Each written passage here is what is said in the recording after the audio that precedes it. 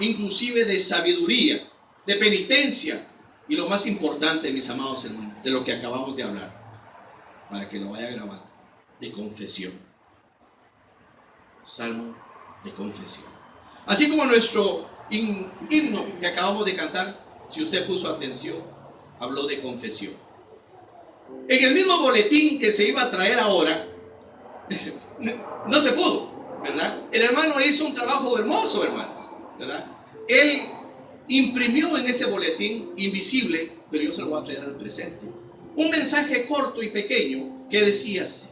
Se llama confesión. Ponga atención. Pequé, Señor, y debo revelarte con amargura de alma mi osadía. Me abruma mi pecado noche y día, y pruebas de pesar quisiera darte. Ninguna excusa puedo presentarte, pues por demás tu ley yo conocía, y en lo íntimo del alma bien sabía que mi pecado habría de enojarte. Mas, oh Señor, mi natural humano, a veces por el mal ganado advierto, y al espíritu vence la materia, que siempre, Padre, sobre mí tu mano, al conducirme por camino cierto, muéstrame del pecado la miseria. ¿Qué le parece? ¿Lo captó? Eso lo escribió un español, Taibo Sienes. Y nos mueve a nosotros a pensar, hermanos, que el escritor estaba en realidad tratando de transportar nuestra condición en el momento de que hay pecado. Dígame usted, ¿hay algún ser humano en la tierra que no sea pecador? ¿Habrá alguno? Posiblemente uno. Uno tal vez.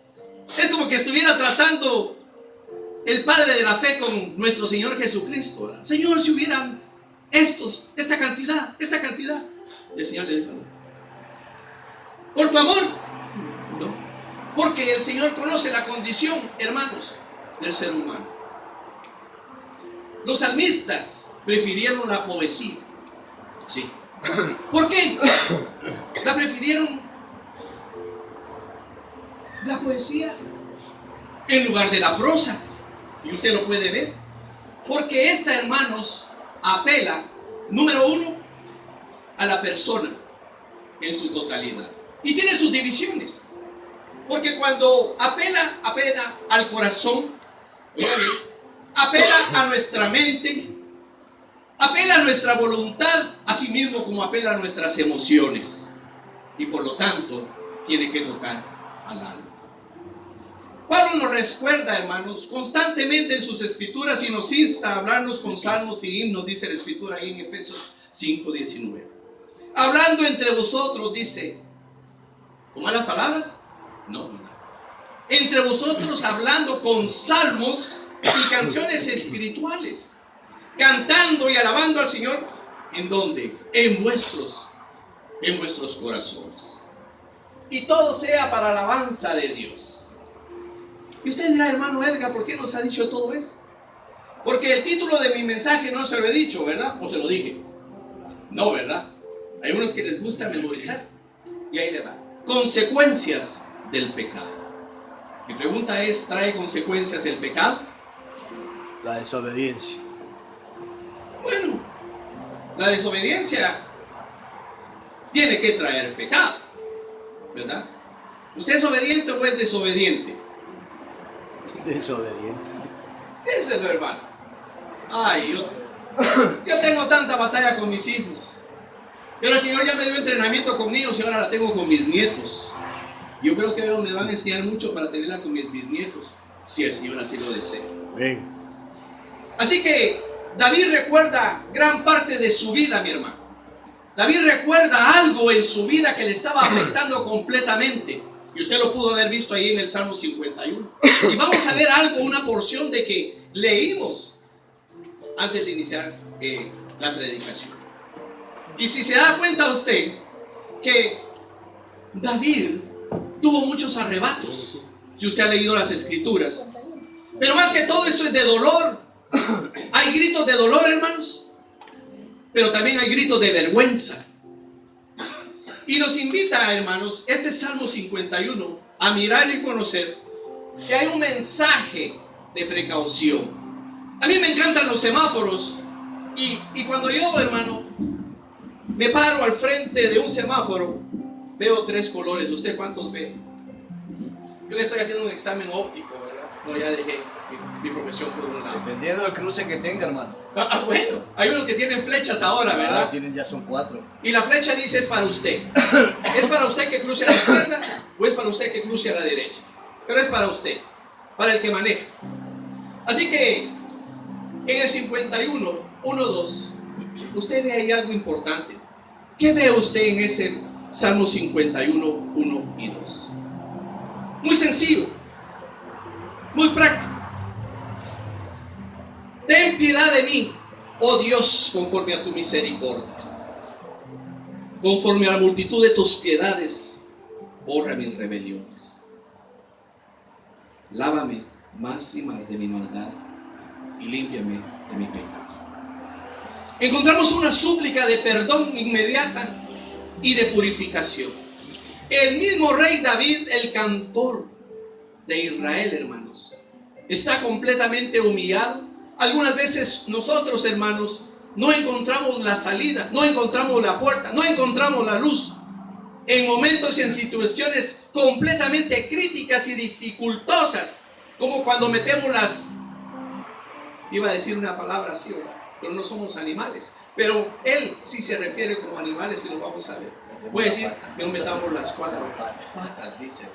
Patas solamente tienen los animales, ¿verdad? Los bovinos, los equinos. Nosotros tenemos, ¿qué? Pies. Pero el Señor es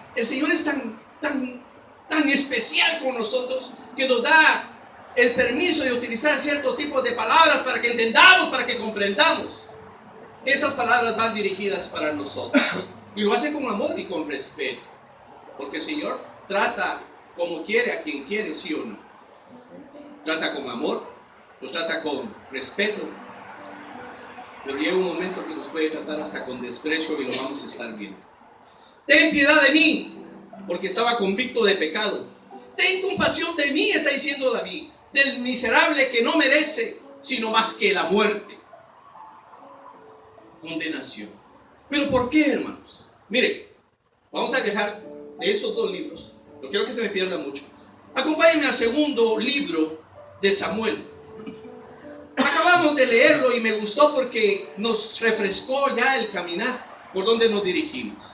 Y encontramos ahí en el versículo número 1, que dice la escritura así, que aconteció, capítulo 11, versículo 1, dice, aconteció, acuérdense que estamos en el segundo libro de Samuel. Y voy rápido, hermano, porque ese reloj me señala cada rato. Aconteció al año siguiente, en el tiempo que salen los reyes a la guerra, que David envió a Joab y con él a sus siervos y a todo Israel. Y destruyeron a los amonitas y sitiaron en Rabá, pero David se quedó en Jerusalén. Yo no sé, mi hermano, pero si usted conoce la historia bíblica, aquí hay un elemento fundamental. Y este elemento es la palabra amonita. Porque dice en el capítulo 10 completamente y habla de estas batallas. Los amonitas, hermanos, si usted recordará, es una tribu, pero una tribu especial, porque tiene una procedencia en la cual fue cultivada a través de pecado. Yo sé que no es una predicación histórica, pero más que todo es ética. Pero quiero recordarles que en un momento, ¿se acuerdan ustedes cuál fue la ciudad que destruyó el Señor? Comienza con ese. Sodoma. No es escuela dominical, hermano Edgar, pero siempre hay que enseñar. La palabra es útil para enseñar y para corregir, ¿verdad? Y cuando salió de esa ciudad, dejando su casa, la esposa de Lot se convirtió en ¿qué? Por obediente, ¿verdad? Esto es. Ay, yo le digo a mi esposa, mira, ten cuidado, lee la Biblia, Lee la Biblia. Es lo único que yo le digo a mi esposa. Léela. En ella encontramos verdades hermosas, pero es como un semáforo. Como un semáforo que nos protege en pocas palabras, ¿verdad? Alto, mire, ¿y qué? Y hoy. Alto, mire y hoy. De estas dos hijas de Lot, usted encuentra aquí, hermanos, la tribu de Amor. A través de ella, de sus dos hijos, es que nace estas tribus. Y estamos pues muy adelante, pero es bueno saber, ¿verdad?, de dónde vienen estas tribus. Y el Señor, hermano, le ordenó a Moisés, y en pocas palabras a Josué, de que a estas tribus no tenía que molestarles. Pero estos hicieron algo, hermanos, algo terrible. Y fue no haber recibido al pueblo que venía caminando y ofrecerles agua y pan. Por lo tanto, hubo guerra contra ellos. Por supuesto que sí. ¿Faltaron a la palabra del Señor? Bueno, en realidad no. Pero aquí encontramos las batallas en el capítulo número 10. Y dice el versículo número 1 de que Joab era el general de David, era el encargado de las grandes batallas. Él tenía un hermano también. Pero aquí, hermanos, este es el punto fundamental. El día que el rey no tenía por obligación, pero sí acompañar posiblemente a sus hombres, porque se tomó el tiempo la escritura de declararnos que el rey ¿qué dice ahí? Se tomó unas pequeñas vacaciones, se quedó en casa, ¿verdad? Algunas veces, hermanos, dicen de que una mente desocupada es un taller del demonio. Claro que sí. Así que vemos aquí, hermanos, que la batalla de Amón estaba en un proceso. Estaba ahí, pero el rey David se encontraba tranquilo en casa. Yo creo que cuando uno se queda en casa, pues algunas veces descansa o hace cualquier otra actividad. Pero mire esto. Dice ahí que se levantó el rey, versículo 1 al 5, lo queremos ver. Leímos el 1. Y sucedió un día, versículo 2, al caer la tarde, que se levantó David de su lecho y se paseaba sobre el terrado de la casa real. Y vio desde el terrado a una mujer que se estaba bañando, la cual era muy hermosa. Envió David a preguntar por aquella mujer y le dijeron: aquella es Betsabé, hija de Eliam, mujer de Urías, Eteo. Y envió David mensajeros y dice, y la tomó y vino a él. Y él durmió con ella. Y luego ella se purificó de su inmundicia y se volvió a casa.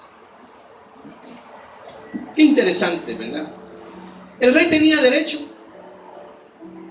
El rey puede tener todos los derechos que quiera, como rey que es. Pero nosotros nos preguntamos, bueno, ¿y qué pasa con los estatutos? ¿Y qué pasa con las leyes divinas, ¿verdad? Hasta este punto. Yo no sé cuál es su pensamiento, hermano, ¿verdad? Hoy estamos viviendo en un mundo actual que todo es permisible. Cualquier cosa, lo que uno aprende a hacer ahora es voltear la mirada hacia otro lado. Y lo podemos ver a través de las noticias, de la internet. Máxime, en un programa que al hermano Pedro le encanta mucho, que es Caso Cerrado.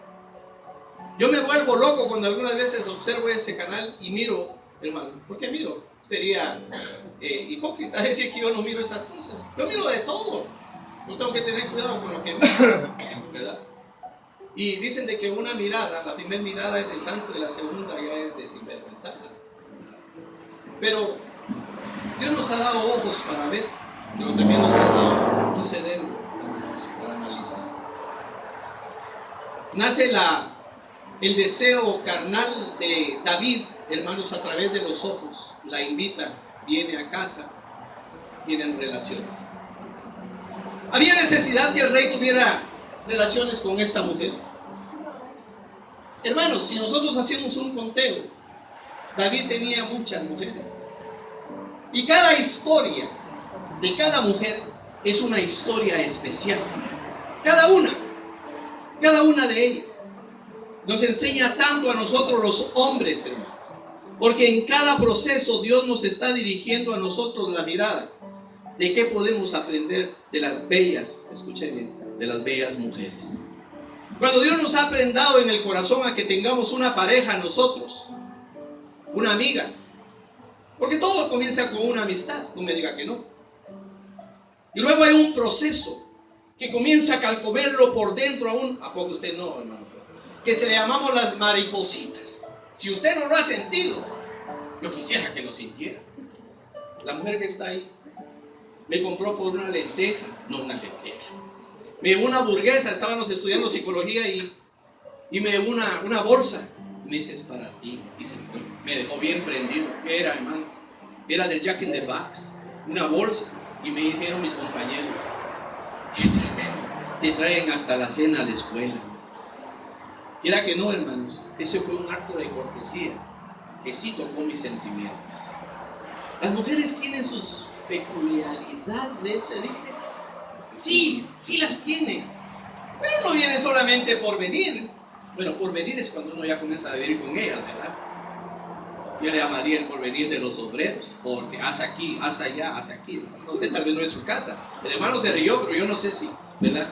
Pero hay obligaciones grandes. Pero lo que me trae aquí, hermanos, es de que inmediatamente ingresa aquí una palabra que no nos gusta mencionar.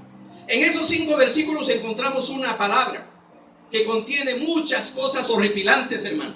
¿Sabe cuál es? Qué tremendo. Adulterio. ¿Adulteró el rey David? Sí. Por supuesto que sí. Claro que sí. ¿Tuvo la culpa Betsabé? ¿Tuvo la culpa David? ¿Tuvo la culpa esa casa, ese castillón muy grande?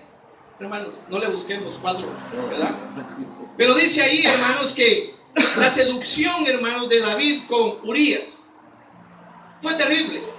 Porque si nosotros leemos en el versículo 6, dice, entonces David envió a decir a Joab, Joab era el general de David, envíame a Urías Heteo.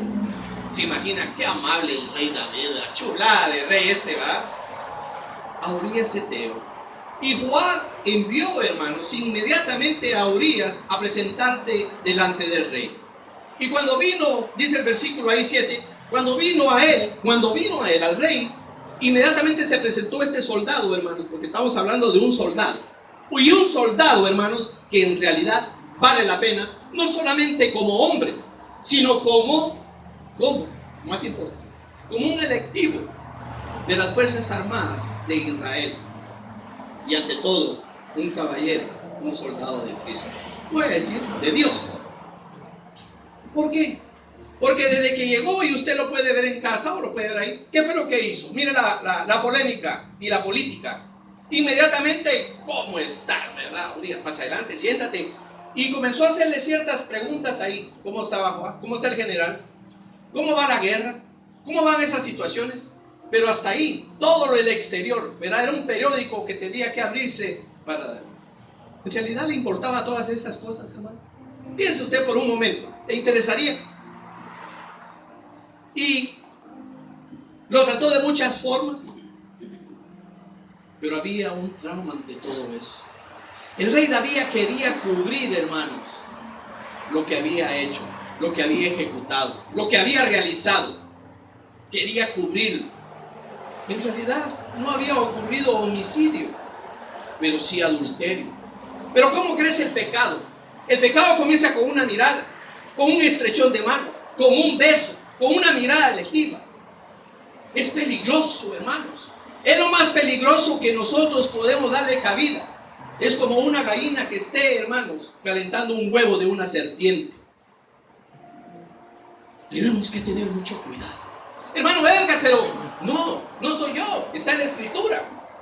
Y si Dios pone algo en las escrituras, hermano, es para que nosotros tengamos el sumo cuidado de leerlas con ese mismo cuidado. Porque Dios lo que desea para nosotros, hermano, que seamos unos guerreros en contra de las situaciones más dificultosas, como son el pecado. Bien, no sé si me estoy explicando.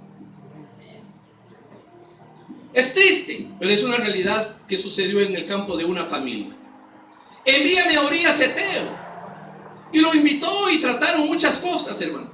Y dice que cuando Urías vino a David, le preguntó todo: salud, la salud de él, la salud del pueblo, la salud del general. Y después dijo David a Urías: oiga, mire esto, y esto es muy importante ahí, hermano. En el versículo número 8, le dijo David: desciende a tu casa y lava tus pies.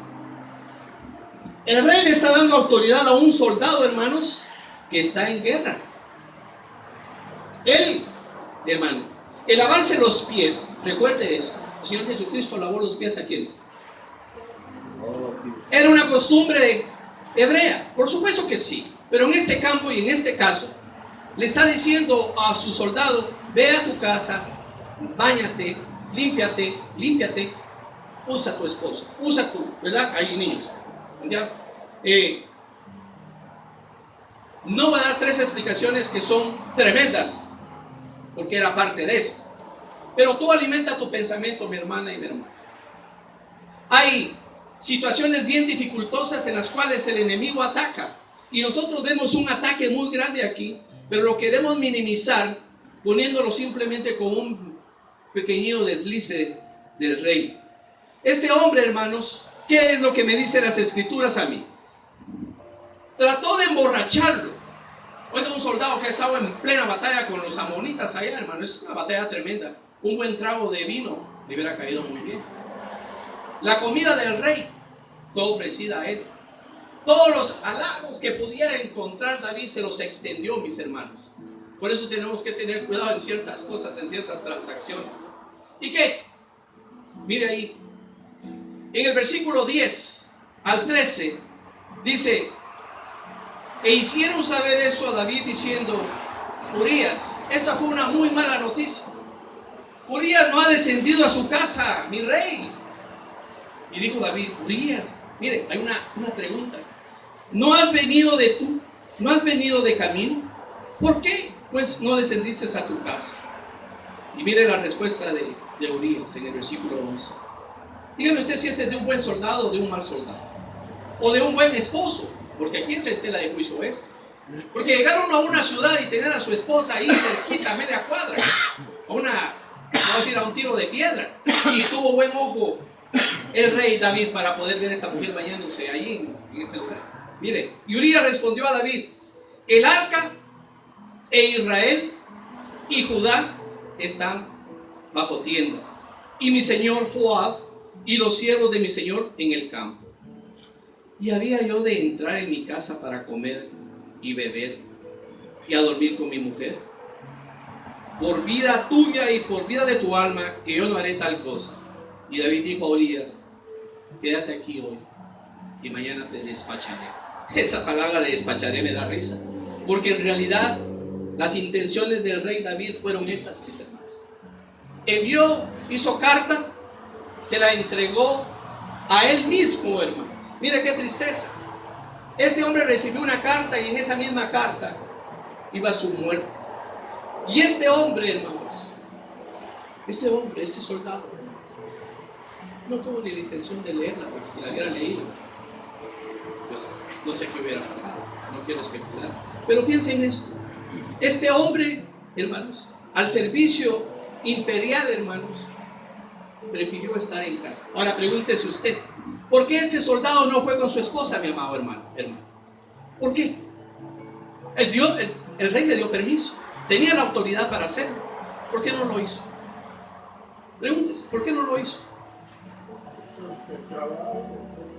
Tal vez no, porque si hubiera habido sospecha, se hubiera ido a investigar a su casa.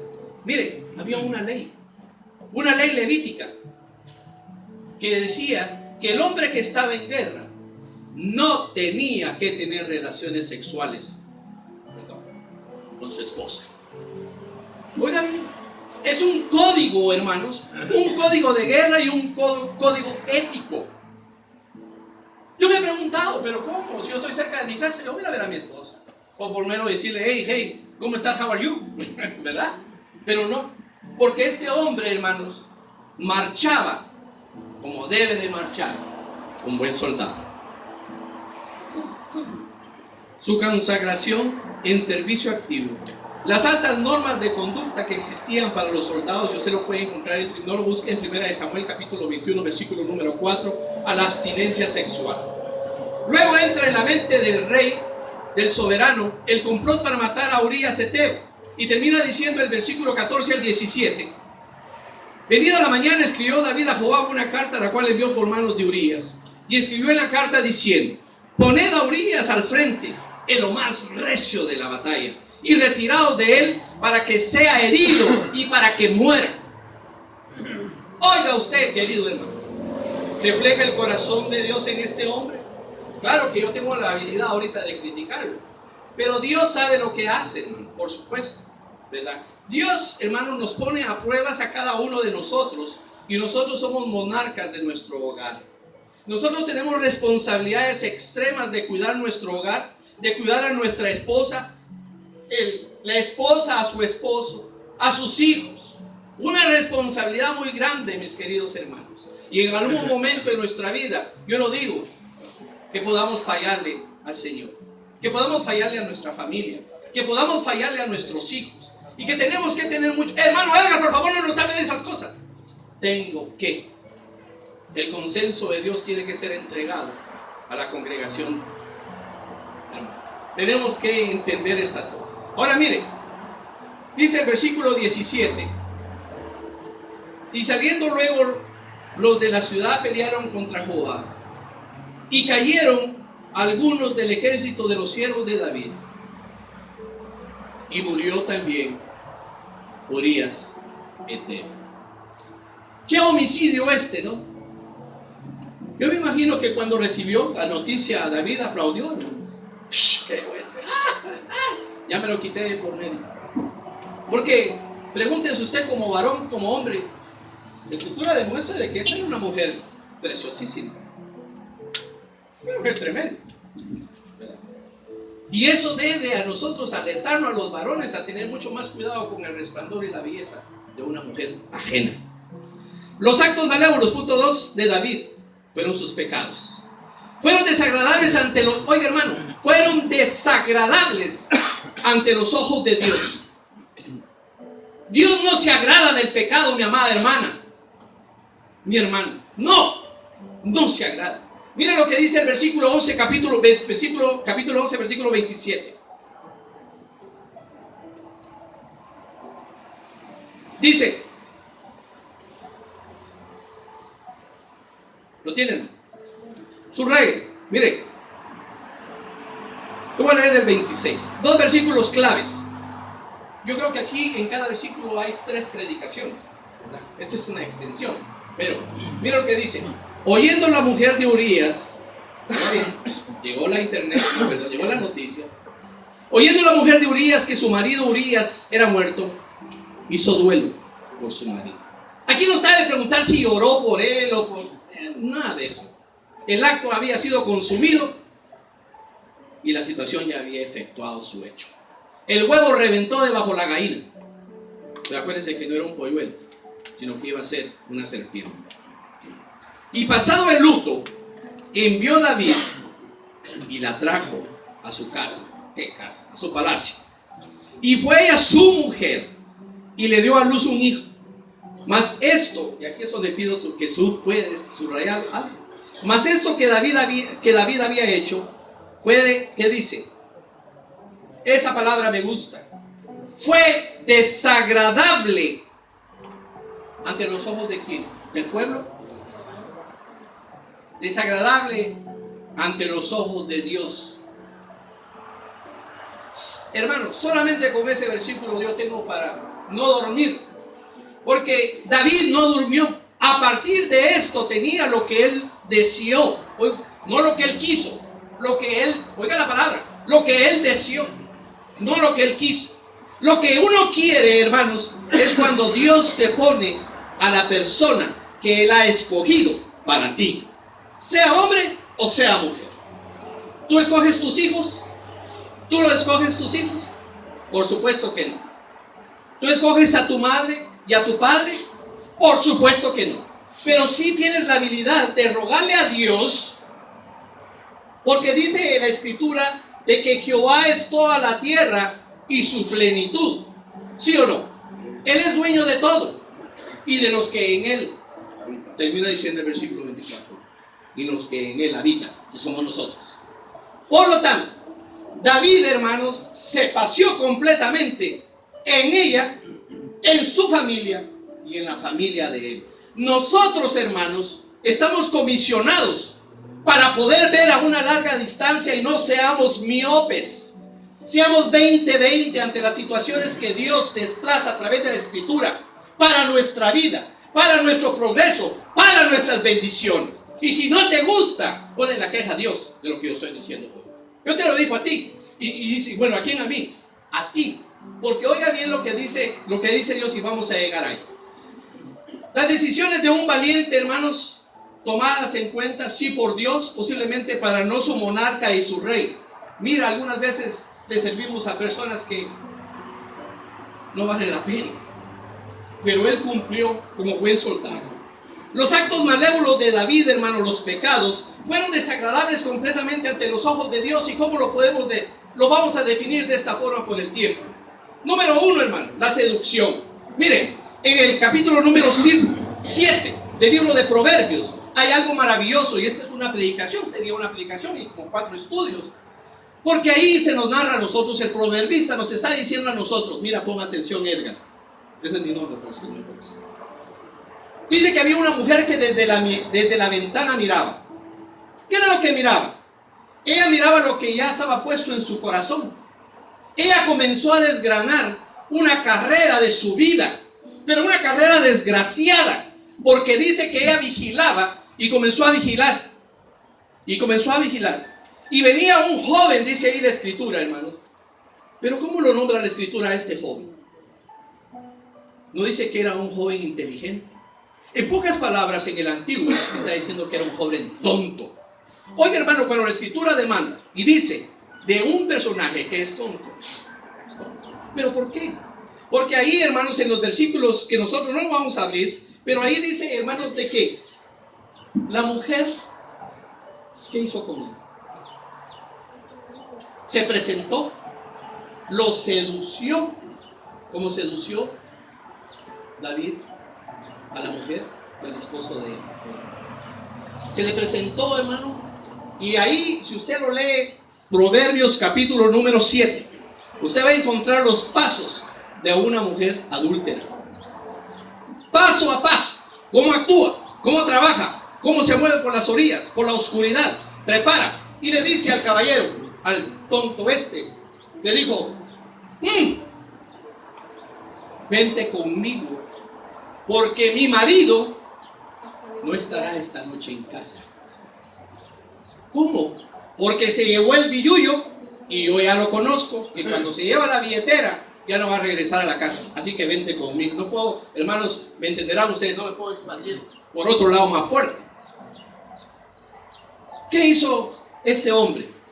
¿Por qué lo llama tonto la Escritura? Porque se dejó poner el lazo en el pescuezo. ¿Usted sabe los esclavos, hermano?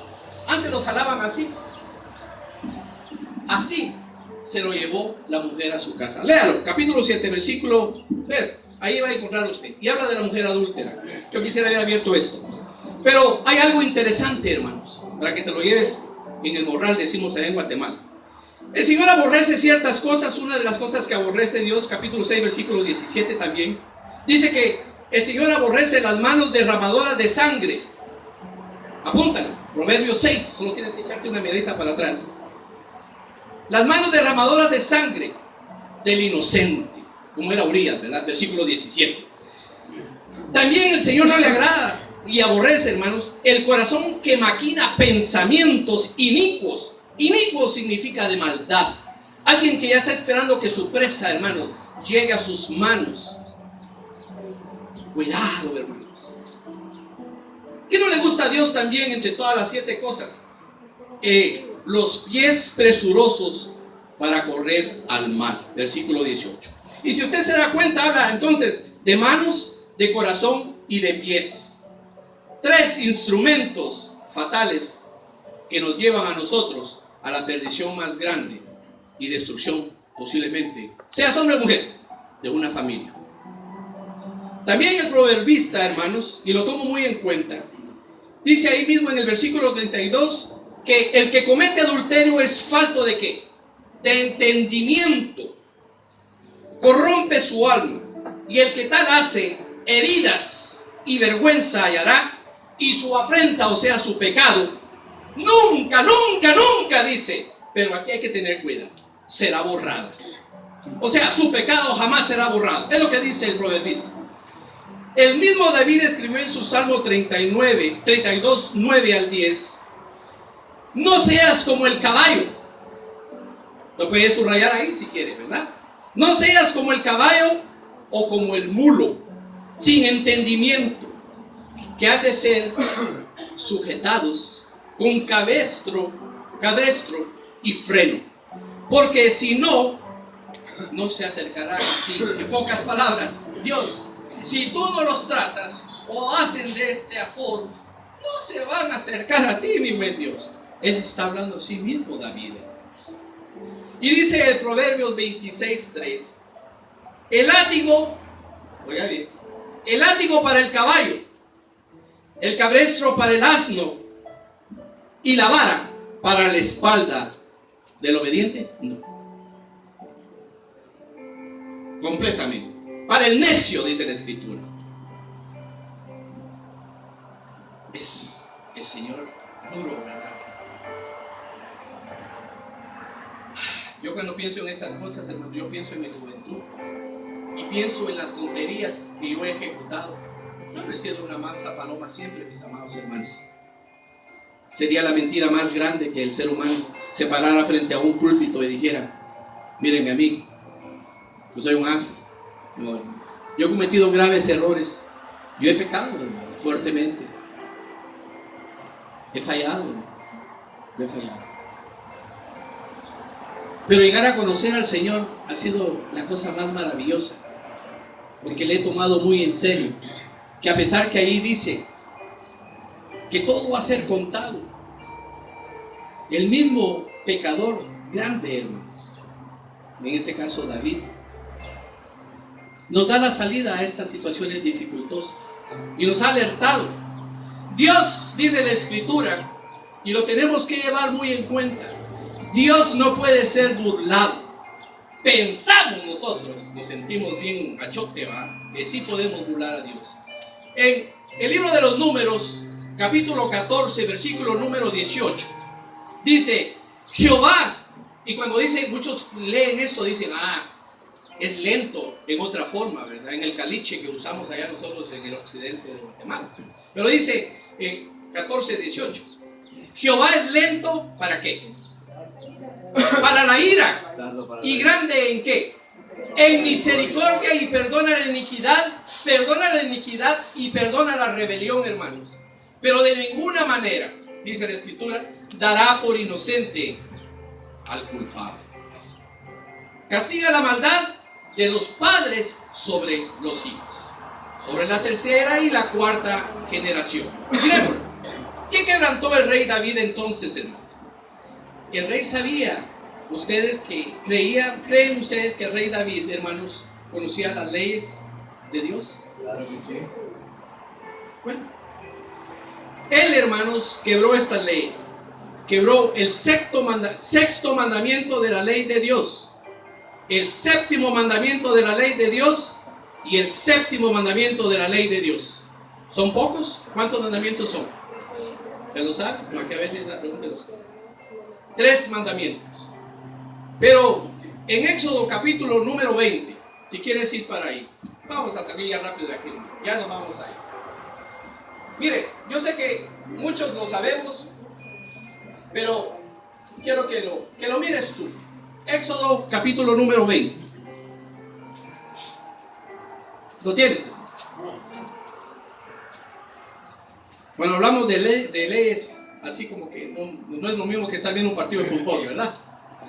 Mira lo que dice el versículo número 13. ¿Qué dice ahí? No, la primera, no matarás. Luego dice el versículo 14, ¿qué dice? no cometerás adulterio. ¿Y qué dice el versículo 17?